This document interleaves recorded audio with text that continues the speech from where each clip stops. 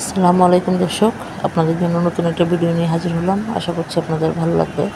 ওয়াশরুমের দুর্গন্ধ নিয়ে আমরা যারা দুশ্চিন্তায় থাকি সবসময় ভিডিওটি তাদের জন্যই। আশা করছি আপনারা না টেনে পুরো ভিডিওটি দেখবেন।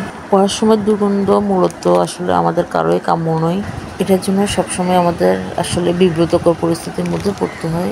সমস্যার সহজ সমাধান হলো এয়ার ফ্রেশনার। বাজারে বিভিন্ন ধরনের এয়ার ফ্রেশনার পাওয়া যায়, যেটা আসলে কম বেশি আমরা সবাই জানি। বেশিরভাগ মানুষই আমরা জানি যে একটা ফ্রেশনার ওয়াশরুম ইউজ করার জন্য একটা ফ্রেশনার এয়ার ফ্রেশনার বাজারে পাওয়া যায়। আমরা সবাই আসলে কোট এয়ার ফ্রেশনারটার কথাই জানি, যেটা আসলে বাথরুমে খুব একটা লং লাস্টিং হয় না। যদিও 1 মাসের কথা বলা থাকে, কিন্তু 1 মাস পর্যন্ত এটার স্থায়িত্ব থাকে না।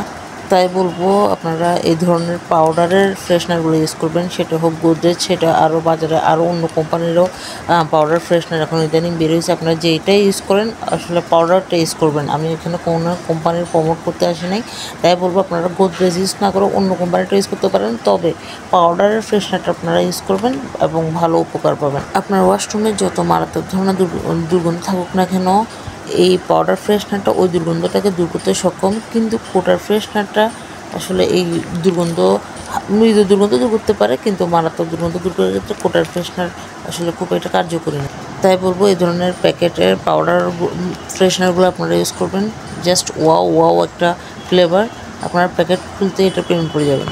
আর এটা ইউজ করাও একদম সহজ, খুব একটা কঠিন কিছু না। আপনারা জাস্ট এই উপরের প্যাকেটটা খুলবেন। খোলার পর ভিতরে আরেকটা প্যাকেট আছে, ওটার সাথে একটা সুতো লাগানো থাকবে। ওই সুতোটা ওয়াশরুমের আপনার সুবিধা মতো জায়গায় যে কোনো জায়গায় টাঙিয়ে দিলেই আপনার কাজ শেষ। এরপরও যদি না বুঝেন তাহলে আপনার প্যাকেটের পিছনে নির্দেশনা লিখে আছে, আপনি ওইটা পড়ে নেবেন। পড়ে নিলেই আপনি সহজেই বুঝে যাবেন। দর্শক, আজকের ভিডিওটি এই পর্যন্তই। আমি চেষ্টা করি আপনাদেরকে আমার ভিডিওর মাধ্যমে ভালো কিছু দেওয়ার, আপনাদেরকে গুরুত্বপূর্ণ ইনফরমেশনগুলো দেওয়ার। আমার এই ভিডিওটি যদি আপনাদের ভালো লেগে থাকে তাহলে অবশ্যই একটা লাইক, কমেন্ট এবং সাবস্ক্রাইব করে আমার পাশে থাকবেন। আসসালামু আলাইকুম।